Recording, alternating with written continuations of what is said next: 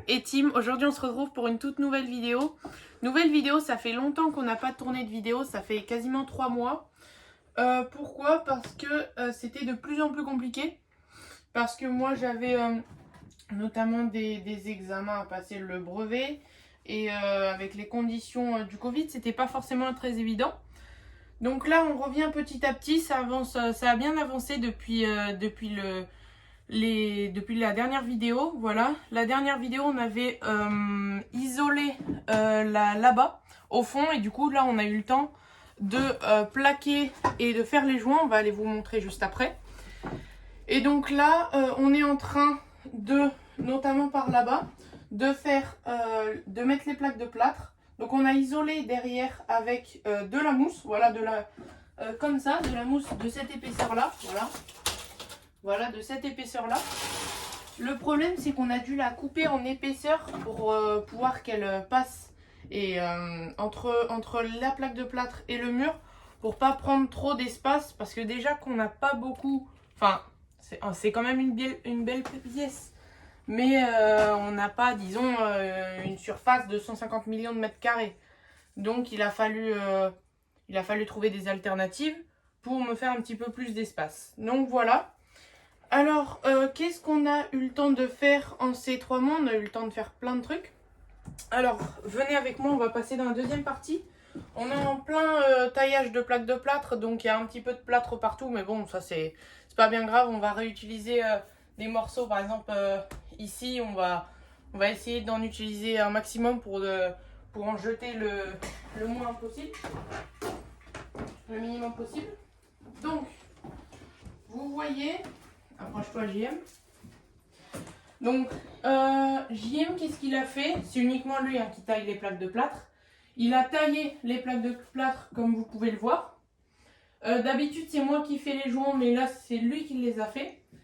Donc, l'objectif d'un joint de plaque de plâtre, c'est quoi? C'est que quand on va passer la couche de peinture définitive, il ne faut pas qu'une personne de l'extérieur puisse voir comme quoi, en gros, les plaques, c'est 2 plaques différentes, mais comme si c'était une seule plaque. Voilà, c'est l'objectif des joints. Donc on le fait à la main, hein, bien évidemment.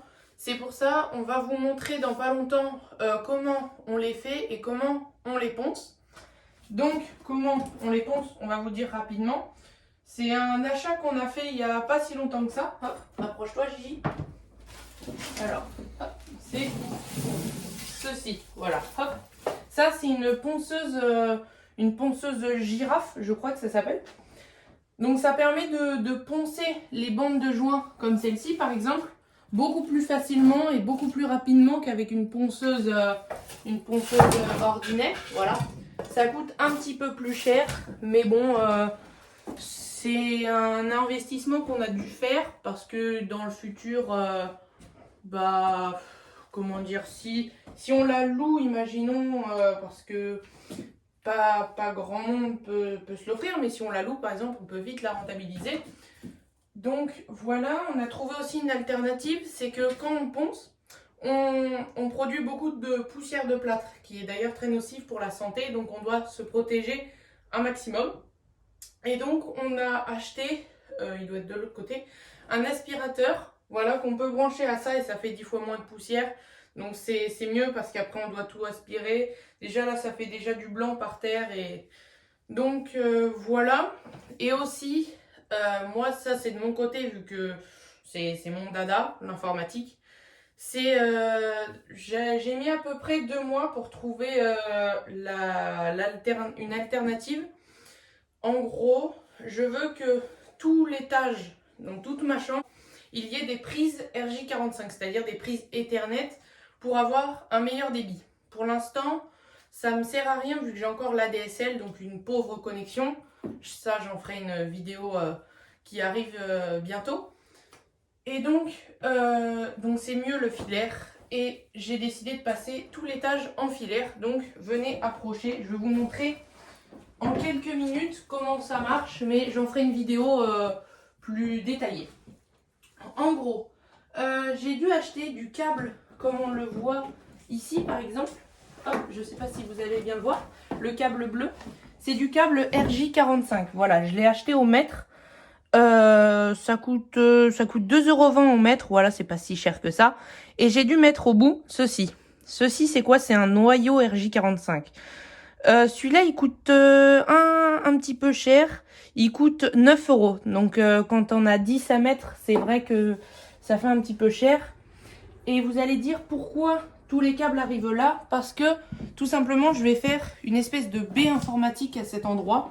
C'est-à-dire que si j'ai un des composants électroniques qui marche plus, un switch Ethernet par exemple, eh bien, je pourrais le changer beaucoup plus facilement au lieu de défaire les plaques de plâtre si elles sont pas encore, s'il n'y a pas de l'enduit encore dessus.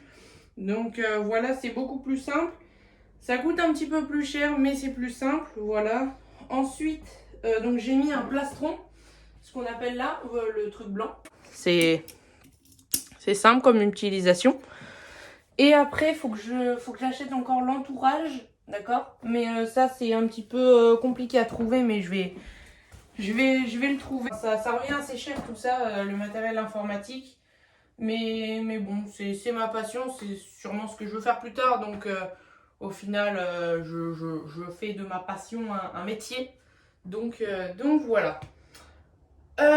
Ensuite, on va vous expliquer quelques vidéos qu'on va faire dans le futur, notamment que j'ai eu le temps d'élaborer pendant ces quelques mois.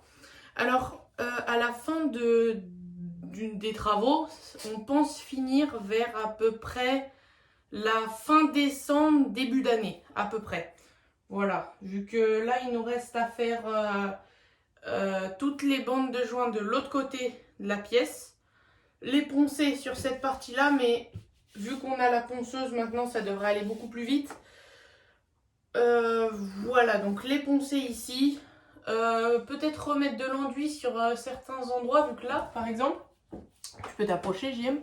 Là, on peut voir qu'on voit le papier. Et donc là, c'est pas bien. On voit même un petit peu la plaque de plâtre. Donc, on va devoir remettre de l'enduit et après reponcer pour que ce soit tout propre et qu'on voit plus rien.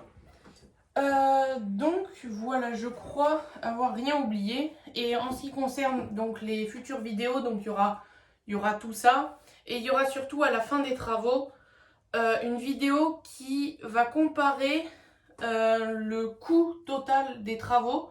Voilà, pour que vous ayez un ordre d'idée si vous voulez vous lancer dans ces travaux par exemple, chez vous. Donc le coût que ça nous a coûté, sachant qu'on a pu récupérer certains matériaux, etc. Et le coût que on aurait payé avec un entrepreneur ou un artisan. Donc voilà, je pense que ça va être un bon comparatif. Donc voilà. Et surtout, la plus grosse vidéo, je pense, ça va être la pose de l'escalier. Voilà, il faut d'abord qu'on l'achète. On pense acheter un escalier en colimaçon, c'est-à-dire qui tourne. Et le placer dans la première partie, on vous montrera où dans une des prochaines vidéos. Donc voilà, ça va être une des plus grosses vidéos parce que c'est un petit peu compliqué à faire. Faut percer le plancher, le lambris en dessous. Donc voilà, c'est des choses que JM a jamais faites, mais bon, qui va apprendre, hein JM?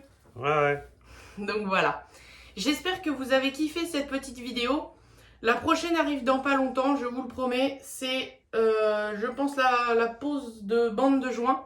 Donc voilà, j'espère que vous avez kiffé cette vidéo. Et nous, on vous dit ciao!